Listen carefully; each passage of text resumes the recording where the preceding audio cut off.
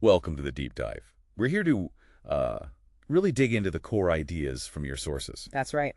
And today we've got something that, honestly, it challenges a belief many of us just take for granted. Mm-hmm. It's from Anubhav Srivastava's book, How to Cope with the Brutal World, specifically his bit called Rethinking Hard Work. It's a fascinating piece. He basically questions this whole idea we seem to have absorbed. You mean that anything good has to be hard work? Exactly. That if it's valuable, it must involve suffering, right? And if something's enjoyable, well, it's probably frivolous or even bad for you. That definitely rings a bell. It feels like a very deep-seated cultural thing. It does. And Srivastava hits it directly. He talks about his own breaking point after like 15 years of really struggling mentally and physically. What did he just say? He just said, I am done with doing any work that I don't enjoy. Full stop. Wow. That's quite a statement, especially now. It is. And he uses some great stories to unpack why he reached that point. Okay, so where does he start? I heard there's a story about singing. Yeah, a personal one from college. He was in a singing competition, found a song, sang it pretty well first time around, almost effortlessly. But then the shoulds kicked in. You got it. He felt all this pressure, this brainwashing, as he calls it, about needing hard work, effort, dedication, determination, all those words. So he buckled down and practiced like crazy. For days, poured everything into it, trying to be the hard worker. And how did that turn out? Let me guess. Not well. Not at all. Whoa. Totally ironic outcome. He practiced so much he actually lost his voice. No. Yep. Completely flubbed the audition. It's almost funny, but it perfectly shows how hard work past a certain point can be completely counterproductive. So that experience led him to a bigger idea. Precisely. He realized there seems to be an optimum amount of effort. You push beyond that. And you actually start doing damage. More harm than good. Exactly. And he doesn't just leave it at his own anecdote. He looks at history, at some really big names. Right, this is where it gets really interesting. He mentions Friedrich Nietzsche. Yeah, the philosopher.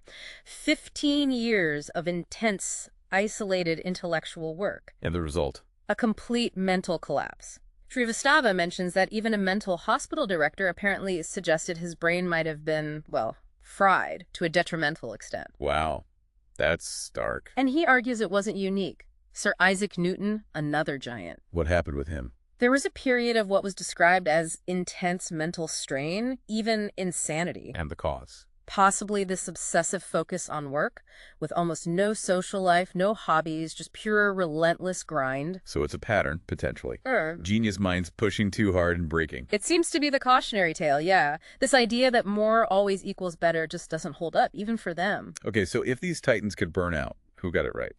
Did Srivastava offer a counterexample? He did. Albert Einstein.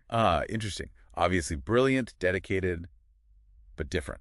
Very different in his approach, according to Srivastava. The key was balance. Balance. How so? Well, Einstein wasn't just about the physics. He loved playing his violin, he had an active social life, political interests. He had other things going on. It wasn't just work, work, work. Right. And he famously said something like, play is the highest form of research. Play as research. That's powerful. It wasn't a distraction. It was part of the process. That's the implication. That the balance, the play, it wasn't just for relaxation. It actually fueled his creativity and sustained his mental health. So the lesson isn't don't work hard. It's more like find your optimum, work smarter, incorporate balance. I think that's exactly it. The relentless grind isn't the only path, and maybe not even the best one for sustained success or well-being. Which brings us back to the modern workplace obsession. Oh yeah, the hardest worker in the room, badge of honor.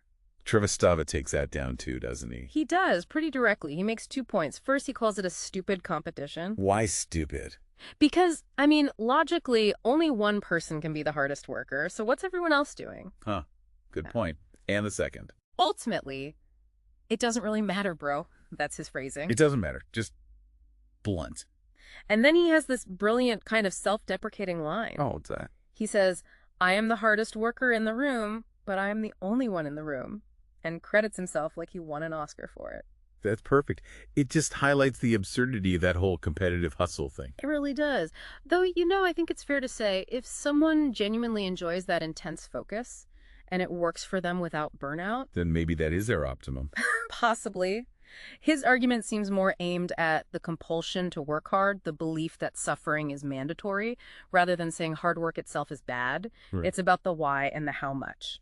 So, wrapping this up, this deep dive into Srivastava, what's the main takeaway for you, for the listener? It's really a challenge, isn't it, to question that automatic reverence for hard work at all costs? Yeah, to maybe recognize that balance, enjoyment, even play aren't weaknesses, but maybe strengths. Exactly. It prompts you to look at your own work, your own efforts. And ask, is any of this hard work actually holding me back?